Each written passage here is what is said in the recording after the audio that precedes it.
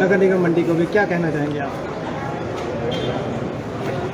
Bharatiya Janata party की ठाकुर जयराम जी के नेतृत्व में सरकार 2017 में हिमाचल प्रदेश में अस्तित्व में आई। हमने प्रदेश की जनता से कमिटमेंट की थी कि हम जो नगर निकाय हैं उनका उन्नयन करके उन्हें अपग्रेड करेंगे। हिमाचल प्रदेश में एकमात्र नगर निगम शिमला थी। जल्दबाजी में 2015 में धर्मशाला को नगर निगम का दर्जा प्रदान किया गया,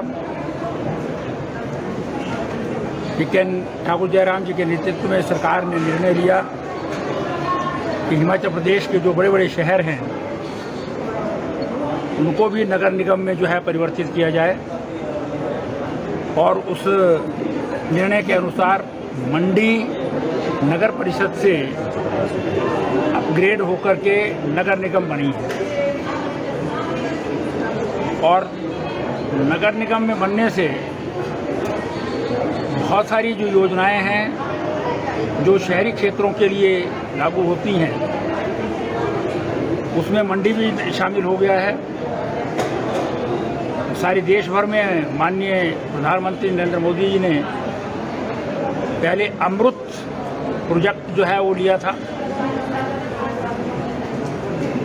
अटल mission for rejuvenation and urban transformation, इस नाम से अटल जी के नाम से ये कार्यक्रम लिया गया।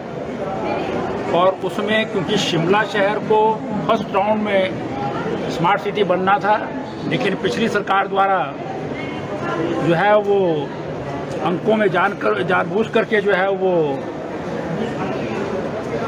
गलत रिकॉर्ड केंद्र तक पहुंचाया गया, जिसके कारण फर्स्ट राउंड में धर्मशाला आया और हिमाचल प्रदेश की राजधानी शिमला थर्ड राउंड में स्मार्ट सिटी बनी। लेकिन उस वक्त जो है वो हमने उस समय के urban development minister Shri M Venkaiah Naidu ji से मिले तो उन्होंने अमृत मिशन दिया, और वो शिमला और कुल्लू दोनों शहरों में जो है वो अमृत के अंतर्गत जो है वो बहुत सिविल वर्क्स हुए। और अब सेकेंड फेज अमृत का पूरे देश भर के लिए हुआ है, और उसमें हिमाचल प्रदेश में भी जो है उसमें सीवरेज और पेयजल ड्रिंकिंग वाटर और सीवरेज की व्यवस्था जो है वो अमृत फेज 2 के अंतर्गत होगी, जिसमें अमृत जो है वो मंडी भी शामिल होगा, वो अमृत के अंतर्गत आएगा। लेकिन इसके अलावा जो है वो कोविड के दिनों में देश भर में लॉकडाउन हुआ, और सबसे ज़्यादा जो उसमें आर्थिक दृष्टि से नुकसान हुआ वो जो रोज़ाना थड़ी फड़ी लगा करके जो है वो अपना कमाई का काम करते हैं उनको सबसे ज़्यादा नुकसान हुआ, क्योंकि लॉकडाउन था। कोई व्यक्ति जो है स्ट्रीट में नहीं उतरेगा, बाहर नहीं उतरेगा, और वो लोग अपना काम काज करने के लिए बाहर नहीं जा सकते थे, जिसके कारण जो है वो उनको अपनी रोजी रोटी चलाना जो है मुश्किल हो गया था। ऐसे समय में प्रधानमंत्री जी ने स्वनिधि योजना जो है वो प्रारंभ की सारे देश भर में, और उस स्वनिधि योजना के अंतर्गत 10,000, 20,000 और 50,000 3 फेसिस में जो है वो बैंकों का कर्जा जो है वो दिया जा सकता है। ये पहली बार हुआ है, क्योंकि धड़ी फड़ी लगाने वालों को जो है वो बैंक के अंदर घुसने भी नहीं दिया जाता था, और बिना सिक्योरिटी के जो है ये लोन दिया गया, जिसके कारण वो अपना कामकाज दोबारा से प्रारंभ कर सकें। और उस पर 7% जो है वो सब्सिडी जो है वो ब्याज के ऊपर दी गई। इस दृष्टि से सारे देश भर में आज जो है आज़ादी का अमृत महोत्सव मनाया जा रहा है, 75 years of independence of India. उस महोत्सव के अंतर्गत अर्बन डेवलपमेंट और हाउसिंग का जो डिपार्टमेंट है गवर्नमेंट ऑफ इंडिया का, प्रधानमंत्री जी के निर्देश पर जो है वो सारे देश भर में 75 शहर चयनित करके जो है वो उसमें ये कार्यक्रम जो है आयोजित किए जा रहे हैं। और ये हमारे लिए बड़े सौभाग्य की बात है कि इसमें मंडी शहर को जो है वो चुना गया है एक, और दूसरा हिमाचल प्रदेश में कुल्लू है।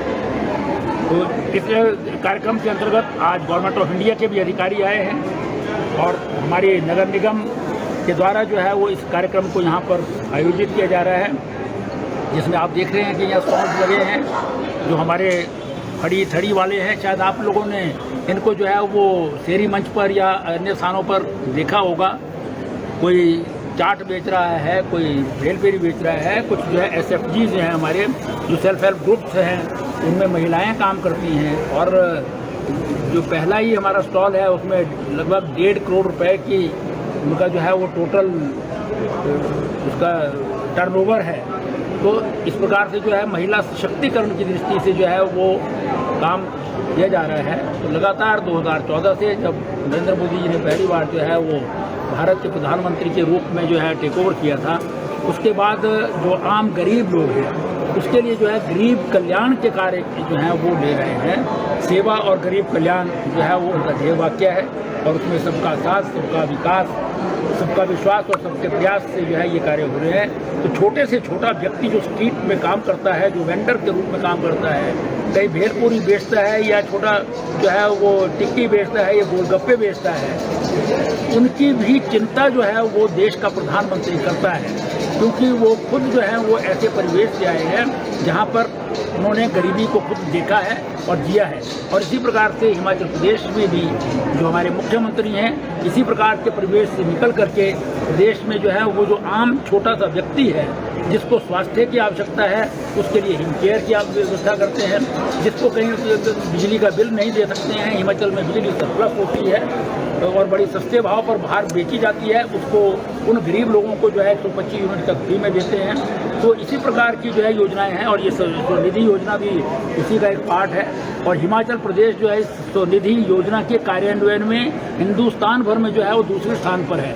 हम पहले स्थान पर आ सकते हैं अगर टारगेट हमारा जो है वो बढ़ा दिया जाए, क्योंकि टारगेट फिक्स्ड है और वो टारगेट हमारा कंप्लीट है। लेकिन बाकी स्टेटों के टारगेट्स जो है वो बड़े होते हैं, तो इसलिए संख्या में ज़्यादा बनते हैं। लेकिन अगर जो है उसको कम कर दिया जाए, टारगेट को बढ़ा दिया जाएगा, तो हिमाचल प्रदेश पहले स्थान पर रहता है। और अर्बन रिजुविनेशन की दृष्टि से हिमाचल प्रदेश का शिमला शहर जो है वो ईज ऑफ लिविंग में 28वें स्थान पर होता था, आज जो है वो पहले नंबर पर आया है देश के सारे शहरों को पिछाड़ करके। और नीति आयोग द्वारा पहली बार हिमाचल प्रदेश हिंदुस्तान में जो है सर्वे कराया गया है सारे शहरों का, जिसमें 56 जो सिटीज़ हैं उनका सर्वे कराया गया और उसमें जो है 14 पैरामीटर्स के ऊपर जो है वो सर्वे हुआ है। उसमें हिमाचल प्रदेश का शिमला शहर नंबर 1 पर आया है, नंबर 2 पर चंडीगढ़ आया और नंबर 3 पर कोयम्बटूर आया है। तो इसलिए ये सारी जो हैं वो प्रधानमंत्री जी की नीतियों के कारण और प्रदेश में आदरणीय मुख्यमंत्री जी के कार्यान्वयन, जो इम्प्लीमेंटेशन गरीब लोगों के दृष्टि से जो है वो कार्य हैं, उनको करने के लिए जो है जिस प्रकार से इनिशिएटिव लिए जा रहे हैं, उसी का परिणाम है कि आज मंडी शहर में स्वनिधि का ये कार्यक्रम जो है आयोजित हो रहा है। शिमला नगर निगम के चुनावों का पेच अभी तक फंसा हुआ है, कब तक चुनाव होने की संभावना? पेच कुछ नहीं है, कांग्रेस के लोग जो हैं वो चुनाव से भागना चाहते हैं, इसलिए उनकी जो पिछली बार मेयर की कैंडिडेट थी उसने दूसरी बार जो है हाई कोर्ट में पिटीशन कर दी है। जो सरकार ने करना था डिलिमिटेशन और उसका रोस्टर बनाना था, वो हमने 10 मार्च को बना करके जो है इलेक्शन कमीशन के आदेश के मुताबिक जो है कंप्लीट कर दिया था। लेकिन उसके खिलाफ जो है वो हाई कोर्ट में गए, हाई कोर्ट में केस लंबा चला गया और स्टे कर दिया गया था, जो कि हो नहीं सकता था, क्योंकि सुप्रीम कोर्ट की जजमेंट बड़ी क्लियर है और संविधान है। इसलिए 5 साल पूरे हो गए थे, हमारी कॉर्पोरेशन जो है वो समाप्त हो गई है, लेकिन इलेक्शन कमीशन ने कराना है, इसलिए उसकी आजकल वोटर लिस्ट बन रही है। जब भी इलेक्शन कमीशन जो है कराएगा हम उसके लिए तैयार हैं। सर, विक्रमादित्य के द्वारा लगातार हमला बोला जा रहा है सर, भाजपा क्या करेंगे सर इसके बारे में? देखिए, मैं विक्रमादित्य पर कोई कमेंट नहीं करता हूं कभी, क्योंकि वो इस लेवल के नेता ही नहीं है कि जिसके ऊपर जो है वो प्रदेश के लोगों को जो है वो कमेंट करना चाहिए। लेकिन महिलाओं के विरोध में जो है जिस प्रकार से वो बयानबाजी कर रहे हैं, बहुत दुर्भाग्यपूर्ण है। एक 6 बार के मुख्यमंत्री रहे हुए व्यक्ति और एक बहुत संभ्रांत व्यक्ति वीरभद्र सिंह जी का पुत्र जो है वो महिलाओं के बारे में जो है इस प्रकार की टिप्पणियां करे, वो शोभा नहीं देती हैं। इसलिए मैं समझता हूं कि कोई जो वो बयानबाजी करते हैं वो तो अपनी पार्टी के अंदर जो है वर्चस्व बनाने के लिए है। उसमें जो है प्रदेश की जनता का या भारतीय जनता पार्टी से कोई लेना देना नहीं है। और हमारा भी लेना देना उन तक सिर्फ इतना ही है कि वो महिलाओं के बारे में जो है वो सम्मान की भावना रखें, इस प्रकार की बयानबाजी ना करें तो ज़्यादा अच्छा रहेगा। हमसे जुड़े रहने के लिए हमारे YouTube चैनल को सब्सक्राइब करें और नई वीडियो की नोटिफिकेशन के लिए बेल आइकॉन को दबाएं। अगर आप ये वीडियो Facebook पर देख रहे हैं तो लाइक जरूर करें और ज्यादा से ज्यादा शेयर करें। इसी तरह के और भी अपडेट्स के लिए फॉलो करें हमारा Instagram पेज himachal.kesri।